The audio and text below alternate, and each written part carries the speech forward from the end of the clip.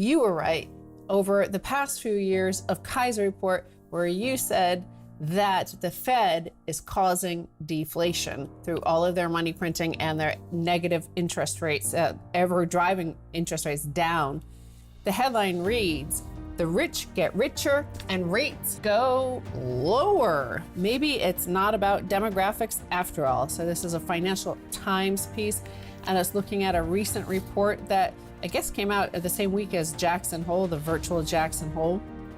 And what they find is that the argument used in the mainstream media normally is that this wealth gap is caused by the boomers, right? That they have all the wealth. But what in fact the data shows from the Fed's own data is that it's actually just the very, very wealthiest, even higher than the top 1%, are gathering all the gains from the past 20, 30, 40 years of growth. Yeah, that's right. The top 1/10 of 1% are capturing almost all the gains, and that trend accelerating over the past 20 or 30 years. And the nomenclature used that the Fed is fighting deflation by money printing, as we've been saying now for a long time, is actually the exact opposite. They're causing deflation. So in this case, to understand what deflation means in this context, it would be societal collapse. Because when you allow for the top 1/10 of 1% to simply move trillions from the public economy, the publicly owned economy, into their private pockets, you are fostering societal collapse, and that is for sure deflationary. When a society collapses, you can definitely call that deflation. Well, even before it collapses, what happens is what the data shows is that as manufacturing was sent overseas and wealth creation, normal wealth creation for ordinary people was sent overseas, all you had were rackets, right? And Ponzi schemes available here. So whoever had the Cantillon effect, whoever was closest to the Fed got the cheapest money. Whoever already had the huge assets when the Ponzi scheme started, I believe in August 15th, 1971, when whoever had that got to gain the most of all the money printing, all the credit pushed into the economy, whereby the bottom didn't. And they do ask, and they look at the point that why didn't all of the savings, so all the vast savings, the savings glut is actually with the top 0.1% of the population. They have massive amounts of wealth. Jeff Bezos has $200 billion. His ex-wife has like 65, 75 billion. She can't give it away fast enough, right? For the most part, those people are not investing into productive assets in this economy because obviously we don't have that. Like China produces everything, right? So that means that they're the biggest debt holders.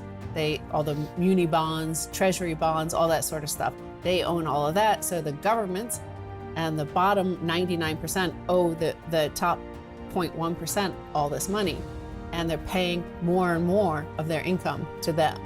And they're gaining more, buying more assets, but also that capital that's going from the bottom to them is obviously a sucking sound, causing deflation for the vast majority, not for that top 0.1%, which is enjoying a very high inflation rate in their assets. Right. The way the U.S. government is funded is through the issuance of treasury bonds. And they pay the interest on those bonds by collecting taxes. Who owns most of those bonds, if not virtually all those bonds? The top 1/10 of 1%. So the government simply becomes a pass-through mechanism for people to pay money from their pockets through something called taxes that are just a fig leaf that hides the transmission mechanism of your money through the government into those who own these bonds.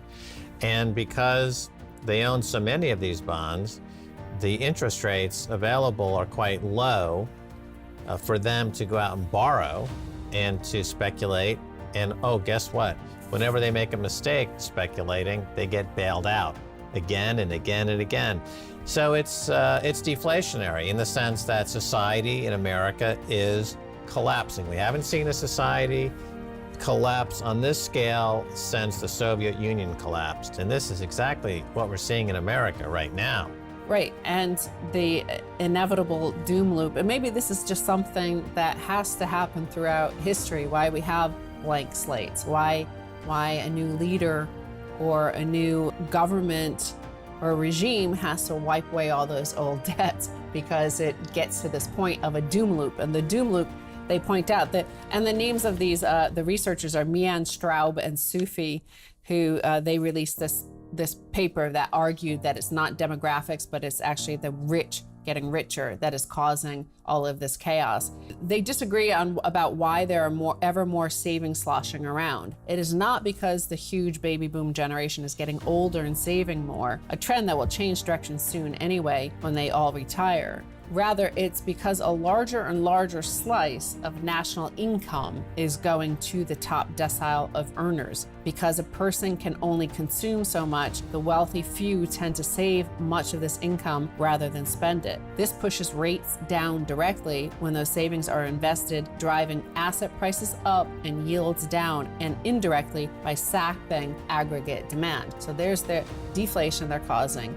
Now, the consequent deflationary economy for the vast majority leads them all into debt, whether it's credit card debt, mortgage debt, student debt, housing debt. All that stuff is owned by that top 1%. And remember, as you've pointed out as well, they get all of that reward, but get none of the risk of that deflationary economy for the 99%. When those debts collapse, they just take the pile of contracts and go, here, Fed, put it on your balance sheet. So that's why it's gotten even worse. That's why it's like going parabolic at the moment. Right, and as Dr. Michael Hudson points out in his many books, the U.S. went through a transition from a manufacturing base economy to pure financialization, right? And I witnessed it firsthand starting in the 1980s under the Reagan-Thatcher deregulatory boom. And so now we have a rentier economy. It's 99% of the U.S. economy is the top 1/10 of 1%. Charging interest on everything. If you notice, just about everything out there now, the prices are going up because the rentier economy feels that they're in an oligarchic position. There's no pushback by regulators, and there's no manufacturing competition. There's nobody competing with anybody in the financial markets. It's all been turned into a very small oligarchy, and we have oligarchs. We have the same thing again. You go back to the Soviet Union. America has an oligarchy problem. There's too many oligarchs, not enough actual productive jobs. Well, oligarchs tend to arise out of like the commodities business. So you're blessed with this huge abundance of gold or oil or any commodity that just is there to be taken. There's no wealth creation needed. Like you don't need to be super sophisticated and invent a great technology or anything. You just take it out of the ground and sell it, right? That's what we have in the United States. Is there's no amazing technology beyond the printing press, which was invented very long ago. It's not something new, and it doesn't add any productivity or GDP growth for real GDP growth to the economy. And in terms of like where this goes, the societal sort of breakdown, I mean, you do see it. Max and I are starting to see it, where everybody is, on one hand, it's like maybe an Atlas Shrugged sort of thing. It's like, well, there's no getting ahead. There is no meritocracy, and I'm not going to ever be friends with the New York Fed.